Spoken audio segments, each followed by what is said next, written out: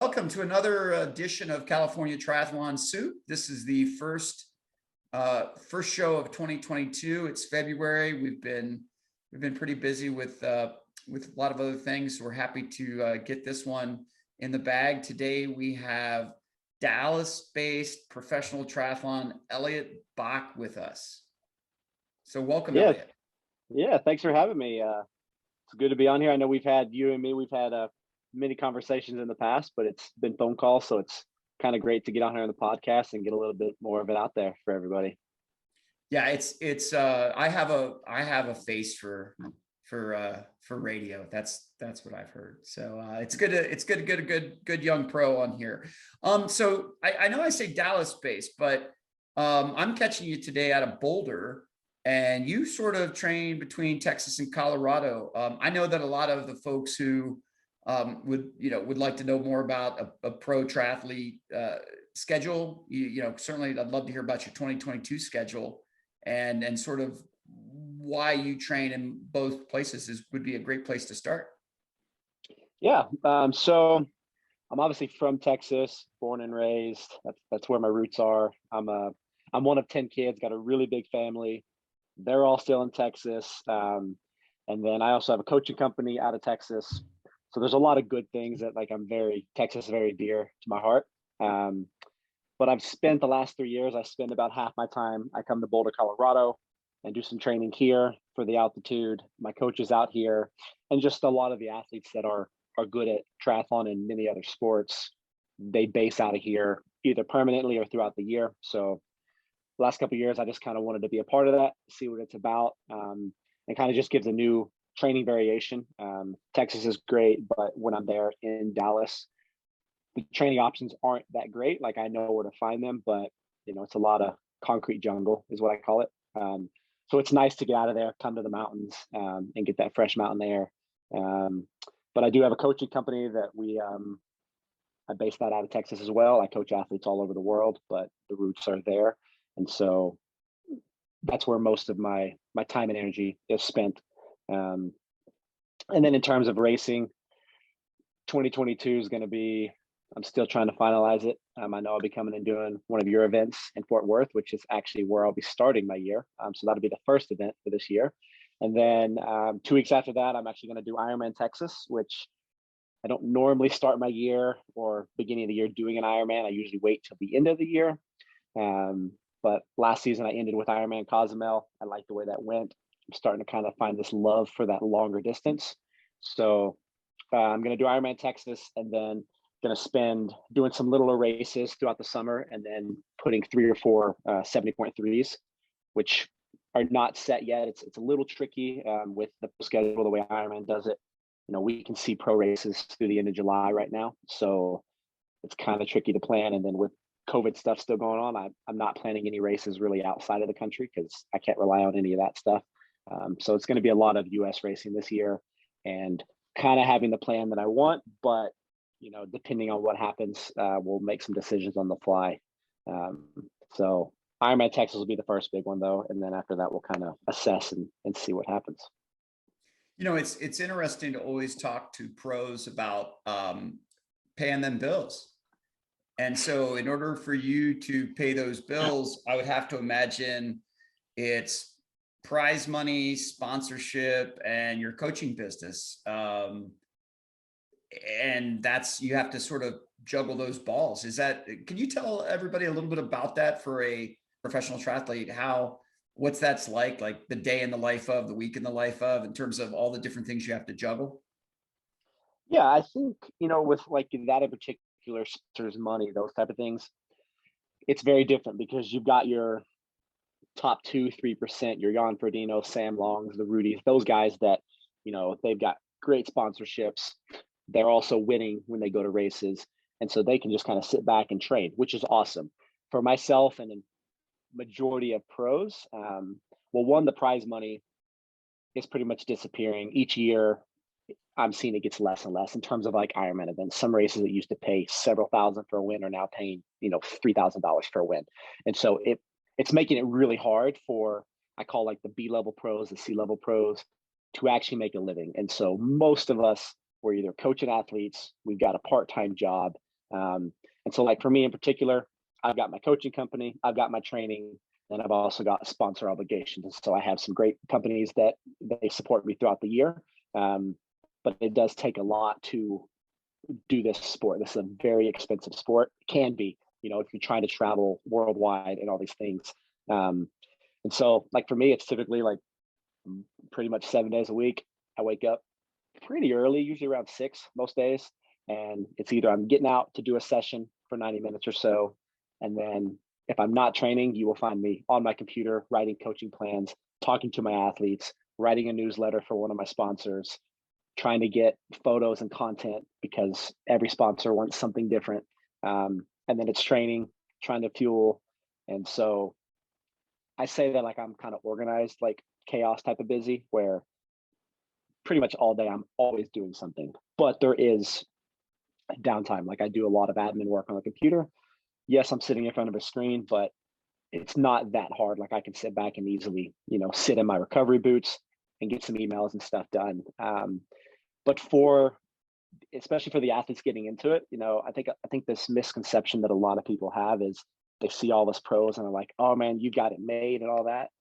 And maybe it looks good, but most of us have a lot going on. It's not like any other professional sport where if you're a professional, you're not paying for things and all that. We still pay a membership to Ironman to race their events. We're still fronting the bill to get to all of our races. And so, I mean, I absolutely love what I do and I get to travel, I get to meet amazing people. But it's not as glamorous as I think that maybe social media makes it look sometimes. Like most of us are out here grinding every single day. You've got a lot of side hustles. Basically, yeah, there's 15 different things that I'm doing each day to a little revenue here, a little revenue there. And that's basically what it is. Yeah. So, well, fortunately, over the last couple of years, being a professional triathlete, you have the introduction of the PTO and the Professional Triathlon Organization. So that's probably has made or has the possibility of making a major impact for you. Is that what would you say would be the impact of the PTO on Elliot Bach, and especially, gosh, with the U.S. race, I think the only U.S. race this year is in Dallas. Yep. I believe you're the only Dallas pro male triathlete. I mean, you must be loving the fact to be able to host all these other pro triathletes at that race. PTO is it's a tricky topic there. It's definitely one of those things that I think they want to mean well. But as a pro, like I finished this last season, I think I finished ranked 163 in the world for male pros. Obviously, like for me, I wasn't happy with that. But if I looked at my ranking over since I've been racing pro, I'm like, okay, every year it's gotten better. From a PTO standpoint, they haven't done anything for me, or I'd say most B/C level pros. And that's something that I wish there'd be something better. They've got these big races, this Dallas race. To my knowledge, I am the only male professional in the DFW Metroplex, and that's a pretty big area. I know they're coming to do a race there, but PTO has come out with these, I think the Canadian Tour, the US Tour, and one other, but it's only open to the top 40 ranked in the world. So that's going to be your only best athletes. So you're not going to toe the line at Dallas in the PTO Dallas event. Correct. Yeah. As of now, no. Right now there's no way, unless my ranking, if I have some really good races and get in that top 40 are going to qualify, and then they're going to roll down 10 through 50th. And then after that, they've got 5 wildcard spots. I've emailed them and expressed interest a couple times, like, hey, like from a marketing standpoint, there's a lot of things I can do to help you guys. I am the only pro here. But it's still, they're like, yeah, we don't know. And so that's a little frustrating. I try not to dwell on it too much. Kind of for me, like I said, PTO is great, but I haven't seen them do anything for me that kind of incentivizes me to want to promote them. I think a big thing that I wish they would do is they've got these big PTO races. Well, why don't they have like a B level race where anybody can race it, and maybe the top 2, top 3 guys that finish, you get an opportunity to race the next big major event. But right now it's just keeping those top in it. And so, I mean, it incentivizes me, it motivates me to want to work my ass off, but at the same time, it's very frustrating. And so, I mean, I try to do a lot of not really thinking about PTO, and just trying to show up each day, do what I can do to be the best athlete I can be. Um, and if down the road that happens, great. But right now, no, I don't. I'm not a huge fan of PTO. So if there's, I mean, I think that's fascinating. How many professional, male, female professional triathletes are there? I mean, I guess was a little lazy. I should have looked that up. How many are there at 1,000, 500? That's something I think it's between that 5 and 1,000 range. Because actually, not too long ago, when I saw the rankings for because PTO, that's one good thing they did. At least you can go in there and look up any athlete's name, and you can see all the results. It's very easy, unlike USA Triathlon, some other things that make it very weird to see. I know the first year I raced professional, 2017, I was ranked 565th at the end of the year. But I know there's a lot on there that aren't active. I mean, I'd say it's probably realistically around that 500 range of pretty active male pros, and then probably close to that or a little less for the women. So it's a lot, but So for about 10, professionals, about 10% of those men would actually get invited to the professional triathlon, the PTO Dallas event. correct. So, Yep. because I think my perspective was, when it came out, it's like, hey, well, look, we're PTO is like, we're going to lift all these boats. And, based on that, it's like the top 10%. It's like elite professional. It should be the ePTO. I think so. And like my whole thing with all of it, like those guys that are at the top, I'm all for them. Yes, they are the best at this sport. But I just, from the outside looking in, and also a pro that is in that, I'm not seeing avenues that are like helping the other pros that, we're trying to work for our shot. And I just don't see that. I see it going more towards just being very elitist. And it's like, all right, well, the rest of you, we care, but we don't care. No, that's maybe ePTO instead of EPO. I don't think EPO would be a very good one. No. With all that good stuff. And hey, maybe that's a brand we can market. Yeah. So in terms of the Texas market, it's interesting. We're looking forward to seeing you at our second race of the year. We're in Austin on April 3rd, and then we're at Fort Worth, returning to Marine Creek Lake on April 10th.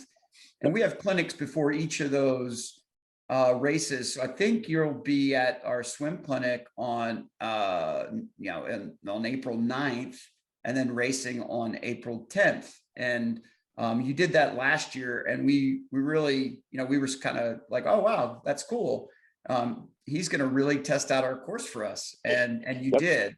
And a guy like Nate Cohen, who's out on the West Coast, did the same thing for us. So it was interesting as we were developing our next version of our Grand Prix USA results. We were looking at sort of the high end, and you and Nate helped us define sort of the top. Yeah. So, which is 150 points. And it was just amazing. So to have you come back and do Fort Worth again, tell us why athletes should want to come to race in Fort Worth. Specifically, you've done that course before. Why should they get excited about travel? We have athletes from probably 20 states coming in. So I'll do a little clip to them and send that out. Like, why did you enjoy? And if there's any part that you didn't enjoy, we don't have to talk about that so much. No, I think, that was one of those that I think actually shortly before that was the first time we connected. And you had mentioned you had this race, and I'm like, well, you know what? I'm in Frisco, which is a 45-minute drive away.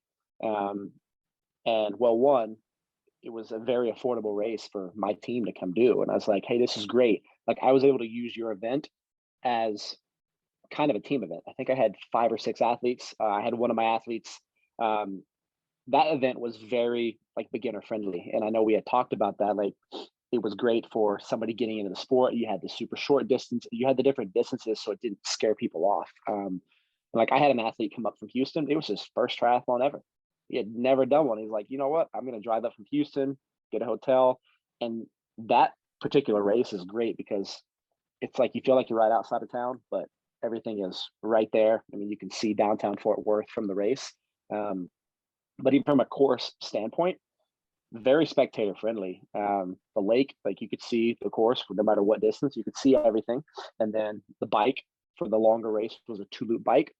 You could see people coming by, and then that run. I mean, I enjoyed that run probably the best out of all of it because it was basically just run around for the Olympic distance that I did. It was, I think, spot on. One lap around the lake was exactly 10K, which was like perfect. There was no getting lost or any of that stuff. It was just follow the path and follow the cones and the arrows and get around the lake and boom, you're at the finish line. I think it was great too, running across like that dam was great. You can see, almost a mile down, see athletes in the sprint, you see them going out, see them coming back. So I enjoyed it. I didn't know what to expect because I never actually raced down in that area. I mean, I've been in Dallas a long time, but I haven't raced in that particular area. And the course was great. The roads were good. Their bike roads, pretty dang smooth. Flowed. It's a fast course. Everybody loves a fast course. You had a couple little hills in there, but for the most part, it flowed. I think it's all right-hand turns except for, I think there's one left turn, and that's it. And then everything else is it just flows very well. The police were, I have to tell you, I really enjoyed working with the police there.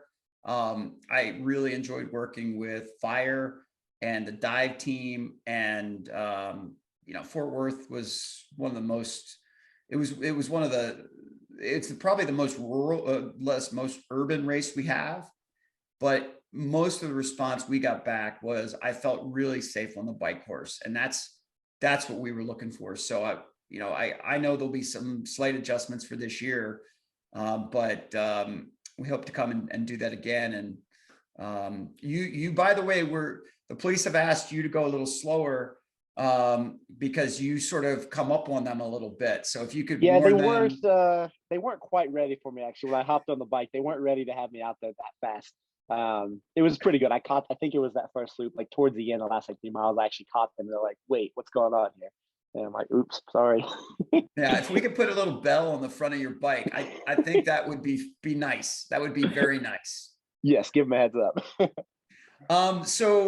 Texas market, one of the things that I wanted to wrap up, in terms of talking about the Texas market, was I had talked to a lot of race directors, and they said, back in the early 2010s, there were a lot more races. And we actually went and looked up that data.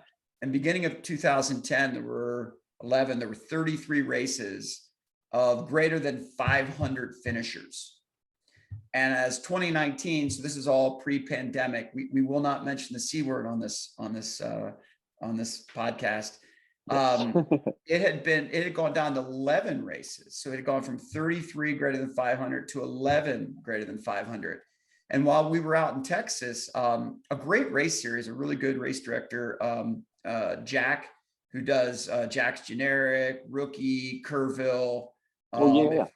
If you're not familiar, High Five, they actually canceled 2 pretty large races, including his namesake, Jack, Generic, and Rookie. That happened when we were out there, and we thought that was, sad. So what are you seeing in terms of the Texas market? Certainly you spent a lot of time in Colorado in terms of races, affordability. What are you seeing that might help us? I mean, I think finding some good locations to do it like you've done, like that one out. What I've noticed is a lot of the races in the Dallas area, there's a lot of races that are on the same course. They're different weekends, but I can't remember the name, but I know a couple of years ago there was one, like Play Try would put a race on at this certain location. Another company would. Dallas Athletes Racing might put one in. Like they're all like sharing the same space, and it like kind of gets boring. Like, okay, if you want to go do a race, that's cool. There's one right around the corner, but there's a lot of cool places within, say you take the center of Dallas, span 35-ish minutes out of, there's a lot of cool places. There's a lot of lakes that you can do races in.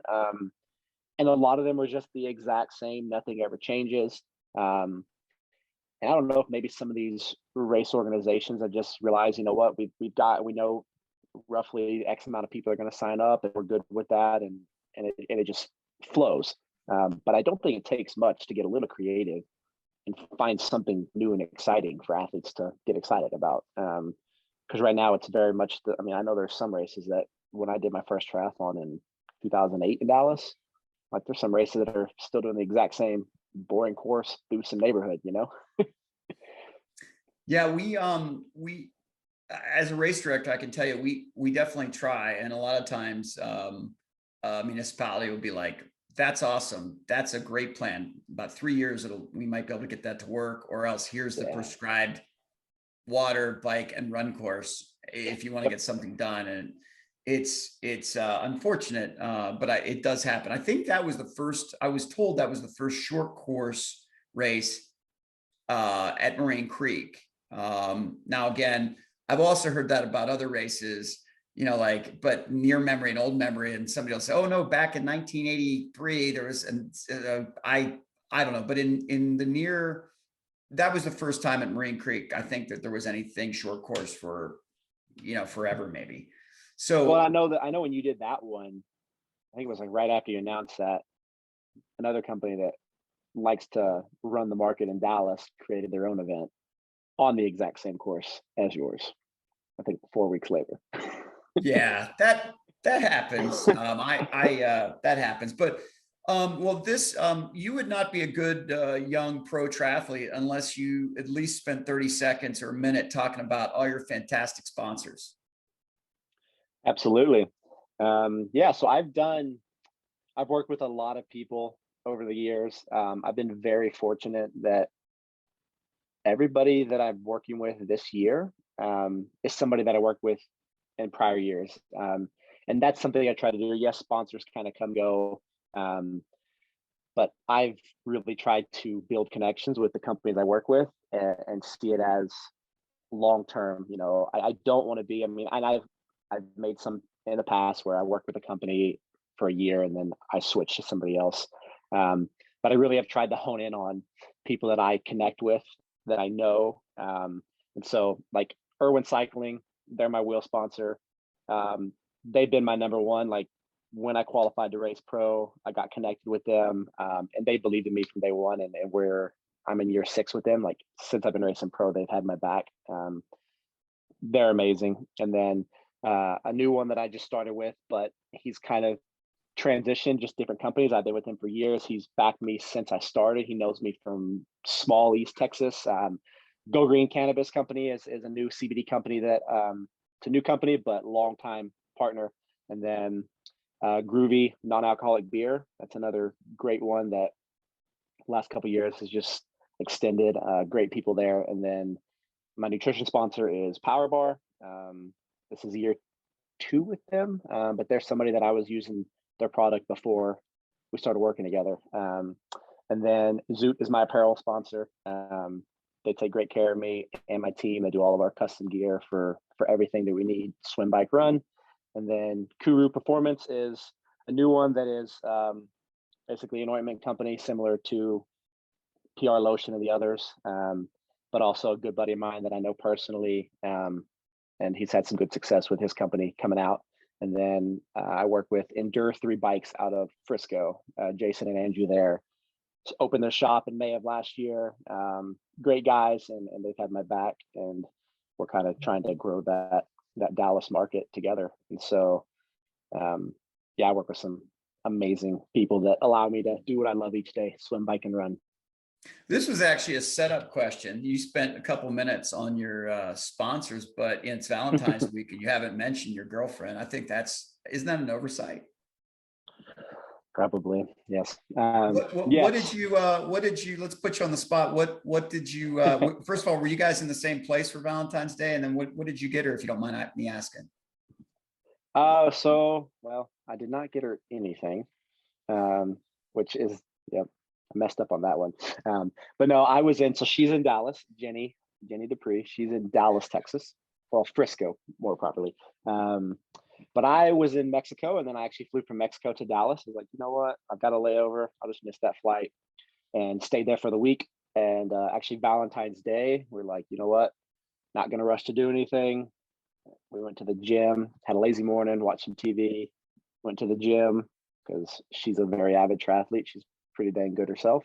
And then did dinner and a movie. So it was kind of a low key, but a nice, just relaxed day. And then I flew back here the next day. That actually sounds like better than what I did. So we'll keep that on. That might get on the cutting room floor. When you need to give her is a free entry to Cal Tri Fort Worth. She will be there. Yeah. So we'll get, because I believe she race last year? She did. Don't get me wrong. I want to say I think she won her age group and was one of the top females there. Yeah. She's pretty fast in the Dallas area. She's one of the top female athletes. Other than having bad taste in men, she seemed to be a real nice lady. Yes.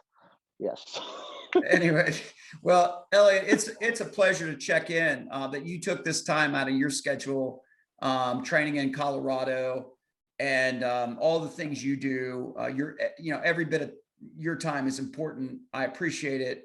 And we look forward to rooting for you this year, certainly at our race and at all the other races that you get into. We'll be following you this year for sure. Awesome. Yeah, I appreciate it. Thanks for having me on. All right. Thanks again. This has been another edition of California Triathlon Soup. And we were with Elliot Bach, the Dallas /Boulder/Nomad Gypsy Triathlon pro. Thank you so much.